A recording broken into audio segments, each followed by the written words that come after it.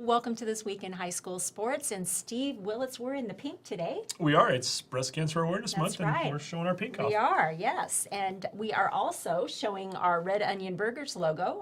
Thanks to Sean Richards, as always, for supporting This Week in High School Sports. And we are going to remind you all that he has an online ordering system. So that's at redonionburgers.com. That's new. He's really very proud of that and excited to have folks use it. So, And new commercial coming out for them this week that's going to be running on TV, and folks can go to their Facebook page at Red Onion Burgers and check out the commercial. okay, good. Well, thanks again, Sean, for your support.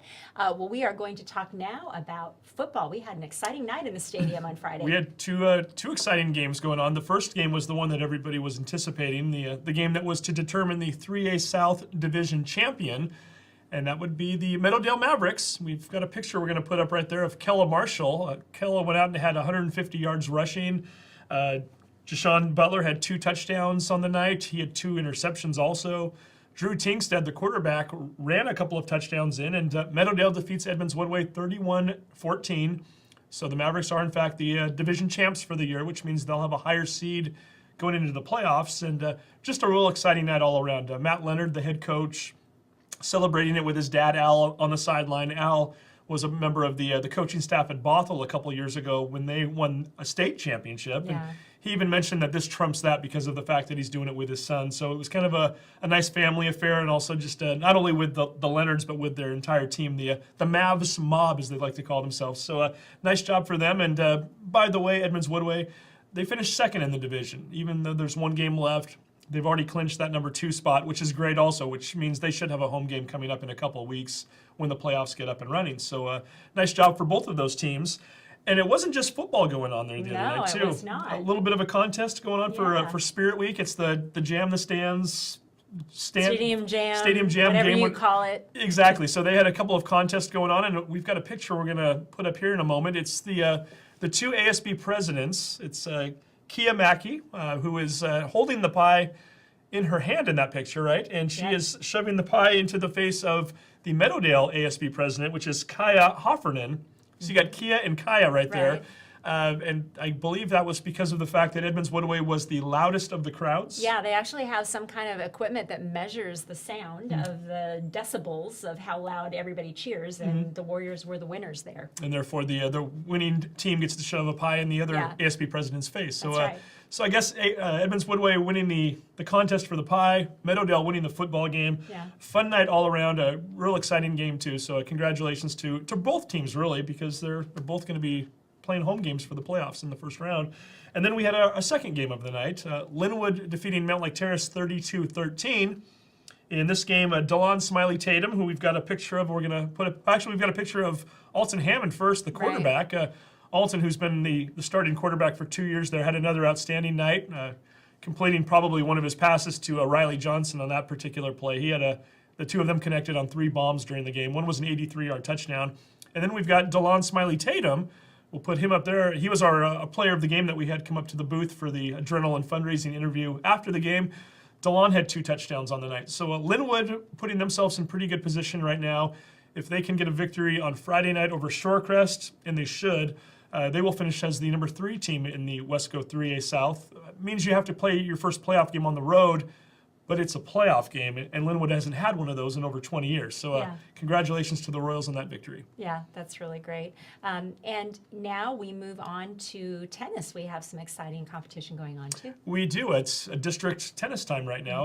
2A district tennis took place first and foremost this past week. And keep in mind, Mount Lake Terrace participates in the 3A conference with the other schools from the district. However, they go down to the 2A level when it comes time for the playoffs. And our pal Jeremy Ansdell, who we've had in studio, and we've got a picture of Jeremy right here. Jeremy went up over the weekend playing in Bellingham, ended up taking 2nd place in that tournament, which means he's qualified for the state tournament. He has to wait a while, though, now. The state tournament for boys, because some of the schools in the state don't play until the spring, he's got to wait a few months until he's able to play in that tournament, but he did qualify. Big deal for him, too. He lost the championship match, had to play a second match, which is essentially for 2nd and 3rd place. The 3rd place finisher, which is from another school up in the north end, that person has to wait 4 or 5 months just to find out if they've made the tournament. They haven't figured out all the different brackets and the seedings yet. So Jeremy took a lot of that stress off his plate by winning that and just getting it over and done with and moving on. So good for him. And now onto the 3A side of things. A little bit of rain kind of threw off the tournament schedule last week, which happens in tennis in October. Yes, it does. So they were able to get part of the district tournament in last week. However, they're going to need to finish up a few matches tomorrow on Monday. And two of our guys from Edmonds-Woodway, our doubles team, they are playing in the consolation bracket right now, so they have a match tomorrow. If they win that, they move on to the next district tournament, which takes place the following day. If they lose, they're done. So rather than try to explain all of that ourselves, we brought them in for an interview. So here we have right now with us two of the members of the Warriors tennis team talking about their season as well as what's coming up for them in this coming week. The tennis sub-district, divisional district tournament is going on right now. And with us, two of the members of the Edmonds-Woodway tennis team, two gentlemen who have a big match coming up on Monday to see if they're going to move on to the next round. With us, we've got Arun Kalohke, who is a senior, and Nick Berni, who is a junior. Gentlemen, thanks for coming on with us. And first, let's talk a little bit about what's been taking place throughout the district playoffs. We thought we were going to know last week if you were ready to move on or not, but due to inclement weather, we had to kind of wait a little while. So you guys have won, what, 2 out of your 3 matches so far in districts? Is that right, Nick? Yeah. And now you've got a fourth one to play. And this is kind of interesting. We're recording on a Sunday. Arun, you're playing tomorrow, but you don't even know what time yet, right? Yeah, it's a little weird. Sometimes it depends on the weather and the location, but sometimes it just depends on, that depends when you play. Now, you know you're going to be playing at some point, but do you kind of have a general idea, Nick? Do we think it could be morning? Could it be late afternoon? What's the time frame? I think they probably want to get it in earlier morning, like 10, 11 start, and then get everybody home by like 2 or 3. And that will be at Skagit Valley Community College. So you got a little traveling to do. Do you have to get this all worked out with your teachers? Is that an issue sometimes? Arun, how does that work as far as what you guys are needing to do? So usually what happens is we just go, and then our coach takes care of it with the teachers and stuff, because it depends on the attendance, what we miss at school, actually. So not a bad excuse to get out of class for a while to go play tennis. And we should mention, so this is a loser out match. So if you lose tomorrow to 2 members of the Shorewood team, you're done for the year. If you win, you move on to the next round of I guess, what would be called? Divisionals also, or what is the next round called? So it's actually districts at that point. And that involves teams from the north and the south, correct? All of Wesco. All of Wesco. And then so if you move on to the next round, which starts Tuesday, 8 teams will be remaining, and the top 3 then will advance to state. I know one of you, I think, Arun, you've been to state before, right? Tell me a little bit about that experience and what it was like just to participate. It's fun, but it's also very scary. At first, it's a big match. You have to go in and play, and you've never met any of the people before, so it's a little nerve-wracking. And you were in state last year for doubles with Grayson Turley, correct? Okay, now, and Nick, you've never been to state yet. You got to sub-districts last year playing singles. What would it mean for you to get there this year? I think it'd be a big stepping stone moving on, especially returning next year. It's hopefully #1 singles. And trying to make another run probably next year too. So we will see, but a lot of tennis left, hopefully, for you guys still before we have to even worry about that. Arun, I'm looking at your some of your bio information here. You do track also. Yeah. Interesting, track and tennis. Do you find that one helps the other, or vice versa? Yeah, kind of. Well, since tennis is a fall sport, track helps me stay in shape during what would potentially be state season as well. So if I'm doing track during spring, then I'm in shape for state, so I don't get out of shape during that time. And he's doing hurdles. Have you noticed, does this guy have hops or what? Yeah. Some nice vertical? Or? Anything over me he's got. It's just... Yeah. Well, let's talk about that a little. So both of you play singles during the regular season, so you've just kind of come together to do the doubles thing to try to get to state. What have you noticed about each other's game? How does it work for you in terms of making you better? Are you more comfortable with one person doing something differently than the other? Arun, I'll start with you. Give me a little info on Nick's game here. And Well, I feel like Nick and I have a really similar mindset when we play tennis. We both know what the other person's doing, so it's really easy to start going to the matches and just be like, we don't even have to talk about it. We just know what we're doing. Kind of an inside communication thing. All right. Nick, what about you? What do you like about playing with Arun? Well, knowing Arun for probably the past 4 or 5 years and getting to be on the same team for 3 of those, we kind of developed our games around the same tactics and communication skills, and I think we are very compatible together. Very nice. And now you said the two guys you're playing from Shorewood tomorrow. Do you know their game a little bit? Do you know these guys at all? Yeah. They used to play at Harbor Square with us actually, for a little bit, and then so I've known them for a little bit now, or we both have. So Does that make it easier for you when you're playing against them, kind of knowing their game? Does it take some of the pressure off and the stress that maybe if you didn't, if you were going to play two guys you've never seen before? Does that make it easier for you, Nick? Yeah, it makes it a lot easier knowing what to do and not getting surprised by anything. Mm-hmm. So you mentioned you both play at Harbor Square a lot. Nick, you've worked there in the past, right? Uh-huh. So now do you get to play free tennis because of that? Does that help you out in the rainy inclement part of the season? Do you get to go inside and All year long. Very nice. And I know we were talking to you, Arun, a little while ago. You had an interesting internship this past summer. Yeah. Tell me a little bit about that. I worked at the Fred Hutch, which is a cancer research center in downtown Seattle, and I basically I was just being taught basically. So I was being taught how to use the coding to do some experiments and stuff, and the coding behind the experiments, which was really cool. And you're a full IB student, so you're Yeah. taking international business classes. Was that applicable to what you're trying to study in high school and what you're going to do in college? Of. I wanted to do engineering, so that was kind of like a good option for me to sort of learn what the basics behind sort of computer engineering are, even though I maybe not want to do computer engineering, but it's still good to learn. And where would you like to take that to college? Have you decided that yet? I'm looking at mostly small liberal arts colleges, so like University of Portland and stuff is a good option for me, I think. Okay. And Nick, you're a junior, so you have a little more time. Yeah. Have you kind of given college a little bit of a thought, or have you? Yeah, I've looked at it. I've looked for getting my master's in literature or in automotive engineering, and or even becoming a certified tennis pro. Okay. Teaching at Harbor Square through college. Quite the contrast there. Yeah. So you've got some options anyway, and you have plenty of time, which is nice too. But first and foremost, though, Skagit Valley Community College tomorrow. Hopefully, you guys are able to get by Shorewood. If that does happen, then you'll go back to Skagit Valley College later on this week, Tuesday and Wednesday, weather permitting, and then you'll have a chance to try to advance to the state tournament. So, Nick, thank you very much for coming in. Thank you. Arun, thank you. Thank you. And we will keep you posted on how these guys do and the rest of the Wesco tennis players throughout districts and hopefully into state. Well, it's nice to see Arun and Nick doing so well, and hopefully they'll advance on and go to state. Yeah, it'll be interesting. They're both of them are singles players during the regular season, so to make that adjustment from singles to doubles, not always an easy transition, but it seems like the two of them have known each other fairly well and are quite the team. And yeah, we should also point out if they are in fact able to win on Monday, they will advance to a tournament of 8 teams. Top 3 will advance to state. So they've certainly got their work cut out for them, but seem to be on the right path right now, and we'll wish them all the best. Yes, we do. And what's happening with soccer? Soccer, we've got a couple of matches coming up this week, early in the week, and then we're on to the playoffs. Edmonds-Woodway, currently in the number 3 spot. Top 4 teams get to host a playoff game next Saturday night.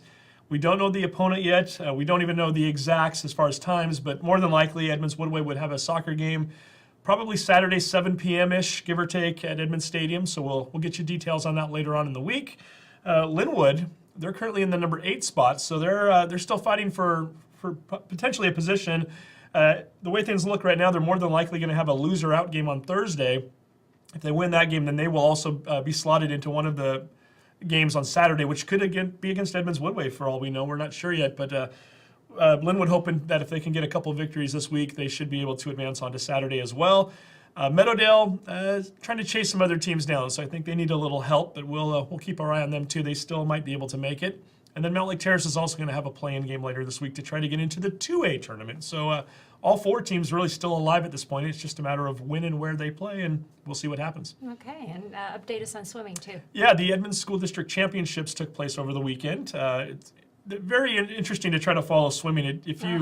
Whether you're winning or losing, it's not so clear cut. You still have opportunities to advance to districts and sub districts and all this other stuff that they've got going on, and a lot of it's based on your times also. So it doesn't you don't necessarily have to defeat the swimmer in the lane next to you. It's all kind of predicated on where you're finished amongst the other swimmers in the state. But having said that, they still have a Edmonds School District Championship meet that took place. And since we are talking swimming and it is getting to be that time of year, we thought we should bring in a few of the swimmers and talk to them about their seasons. So what better way to do it than to bring in 2 sisters from the Meadowdale swim team, 2 young ladies who not only have roots at Meadowdale, their father graduated from there, but they're new to the area again. They just relocated from Virginia. So we had a chance to sit down and talk with Kelly and Grace Morgan, and not only find out about their swimming schedules and what they've been up to, but also just what it's been like to come to a new school and to become Meadowdale Mavericks. Here's that interview. The swimming season is winding down, and with us right now, two of the swimmers for the Meadowdale Mavericks, two sisters. We've got Kelly Morgan, who is a senior, Grace Morgan, who is a freshman. Two new members of Meadowdale, as you both relocated here from Virginia. Mm-hmm. Interesting to note. And also Dad, Jeff, was an alum of Meadowdale High School, so I would think that, and Kelly, we'll start with you, coming into a new school.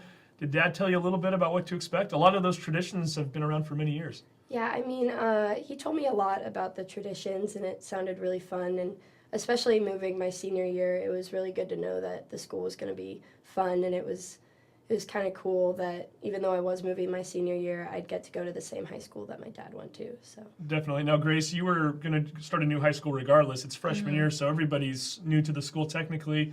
I know some of your classmates obviously went to school together, or most of your classmates in middle school. But just trying to kind of readjust and to get to know people. I've got to think swimming helps with that too, right? Oh, yeah. Meeting people before school started with practices starting 3 weeks. Before 3 weeks school. before the school? Okay. Yeah, that helped a lot going into a new high school.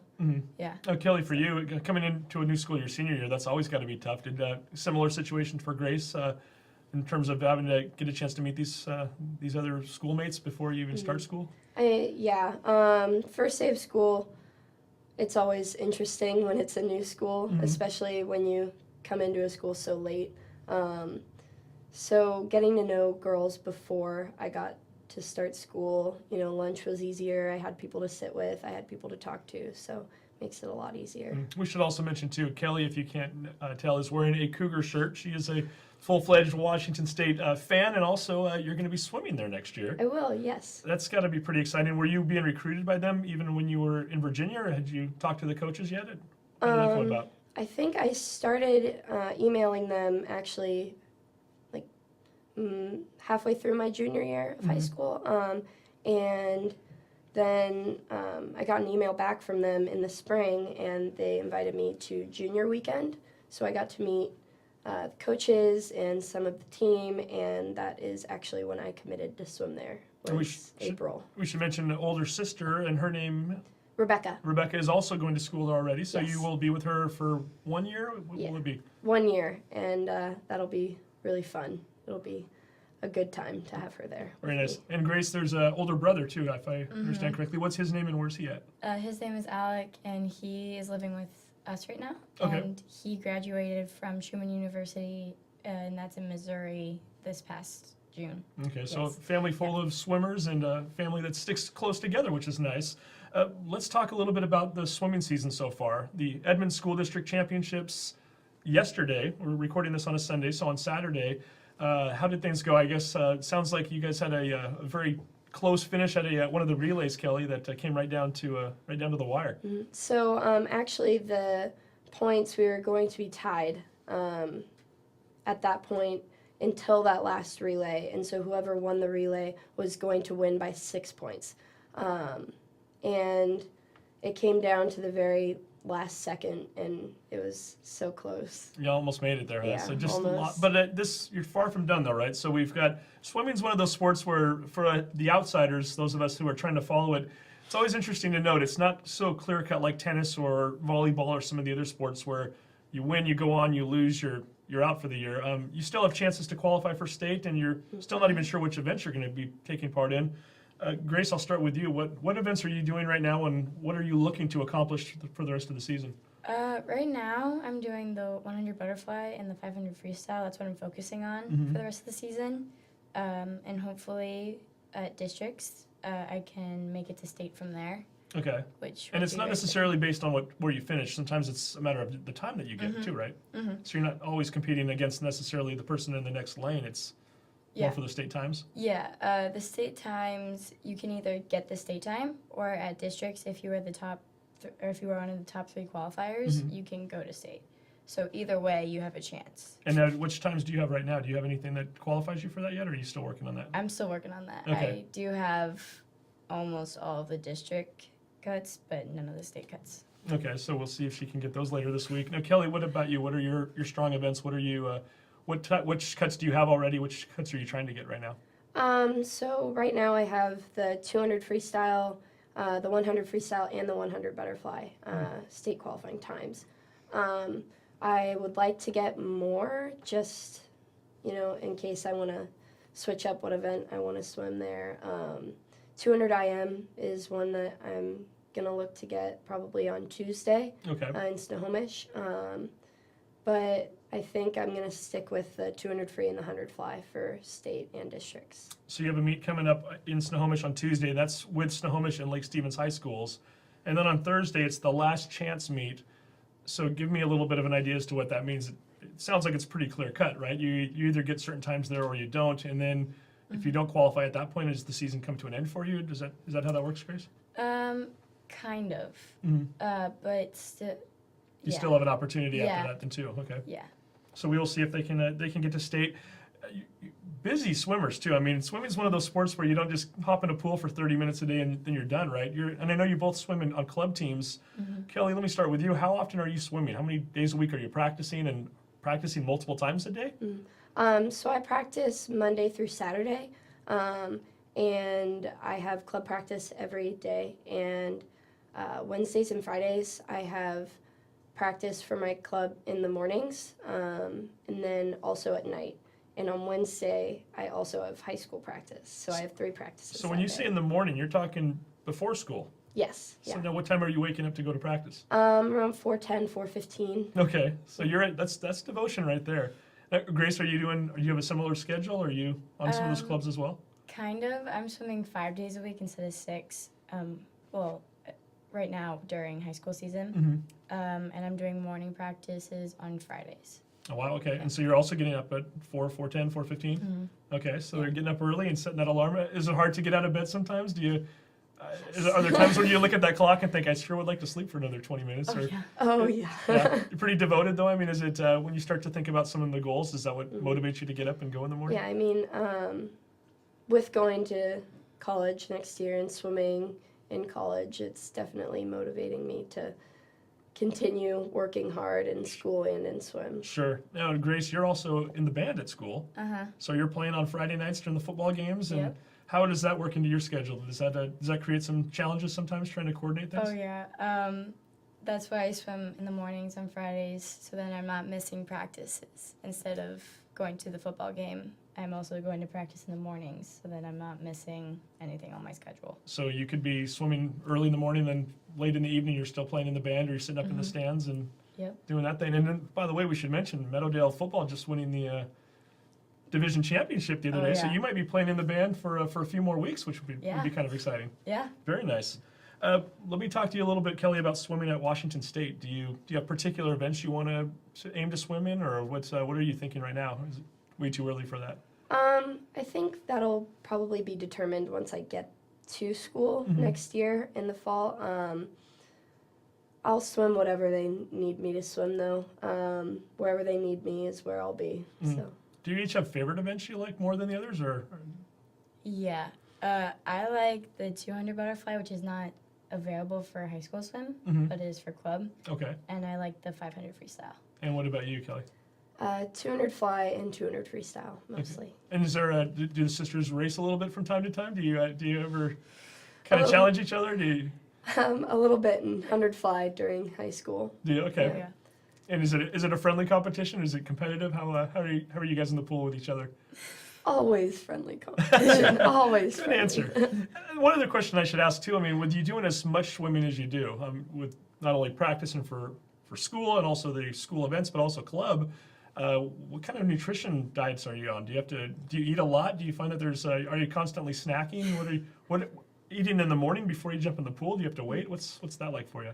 I mean, I eat when I need to. I try to eat enough based on the amount that I'm swimming and working out. I want to stay healthy, and that will hopefully help me in the pool. Sure. Also, now, what about you, Grace? Are you grabbing a breakfast snack in the morning on your way to the pool? What are you doing? Just like her, I'm just eating whatever I need, like, to help with the swim. Yeah. So. as much as I need to. And it seems to be working. They're both doing extremely well, not only for their club team, but also for the Meadowdale Mavericks. So a lot of opportunities to get to state still coming up. It should be fun to kind of follow these two ladies as well as their team and the rest of the swimmers in the Edmonds School District. So we thank you for coming in, and welcome to the Edmonds School District after Thank you. being here for a couple months now. And best of luck to you, Grace. Thank you. Thank you. Kelly, thank you. Thank you. And we will keep you posted as to how the Morgan sisters do for the rest of the season. I always appreciate it when you bring siblings into the studio because they have such fun stories to tell about their athletic pursuits.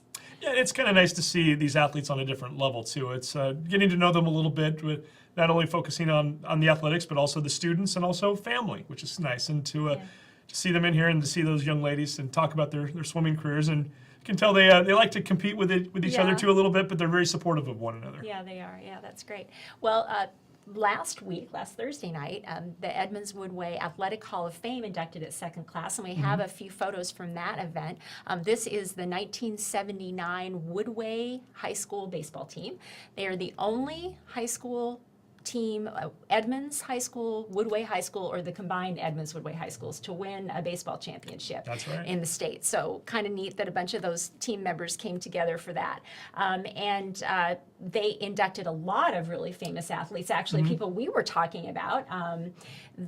Robert Shannon is a famous one, boxer, Olympic boxer from yeah, and 1984, he had yeah. actually wrestled at the school, so that's how come he ended up there, because we were saying, if you have to be in a sport probably that you were playing in high school. And then who's Tony Volpentest, yeah. Great athlete. Paralympian who broke all kinds of world records, and that was really special to have. He wasn't actually able, no, he did come back, that's right. Robert Shannon, actually, his sister had the award. So fun event, great to see that happening. And the cross-country teams were there. We have a photo of early 1980s, one of the girls' cross-country teams running there. But they recognized, apparently, Edmonds High School had amazing cross-country teams in the early 80s. The boys and the girls each won state championships 3 years in a row. Wow. And they were all recognized. So fun times, and it's neat to see those people come back. So that was an actual photo from the 80s. That wasn't retro gear like we talked about weeks ago. As far as I can tell, the striped shorts, are those bad? I don't think know. you'd want to wear some of that gear anymore. I think No. you'd have a hard time winning meets that way. But. Probably not. Okay, but that's a great segue into what's happening with cross country now. Yeah, a lot of our cross-country athletes also out there running. Again, different gear, but getting some of the same results. And in many ways, the Edmonds-Woodway teams are still doing very well. We just had the Westco Divisional Championship take place over the weekend. 21 different schools participating. The girls finished in second place overall. It's the Edmonds-Woodway girls. Yeah. Finishing 3 points behind Glacier Peak. They're kind of their nemesis from last year, too, during the playoff run or during the state run. Yukino Parral had a second place finish. Malia Pivic from Linwood had a third place finish. So nice job by those two ladies, as well as, again, the Edmonds-Woodway team. And then on the boys' side of things, the Edmonds-Woodway Warriors finished sixth overall out of the 21 teams, with Matthew Park finishing second place overall. And again, we kind of mentioned this last week. This is a championship meet that really doesn't have any bearing in terms of who goes to state. It's more for trophies and pride and just wanting to win. Yeah. Next week, they go to South Whidbey, where they all try to qualify for the state meet, which will take place in 2 weeks. So stay tuned for that. So next Saturday, a big meet for them, trying to see who can move on to Pasco the following week, and then we'll crown a state champion. Okay, and what about volleyball? Volleyball, they're coming down the home stretch too right now. They've, I think multiple teams have matches on Monday and or Tuesday, and then we go right into the playoffs. Linwood and Meadowdale still tied for third place overall. Both are 7-3 in Wesco play. Both have home matches on Monday night if anybody wants to go out and support them. Edmonds-Woodway currently in sixth place, right, tied for sixth place, and they have a home match on Tuesday against Shorecrest. And after Tuesday, we'll know where all these teams finish. If you finish in the top four, you get a home meet or a home match, which will take place next Tuesday.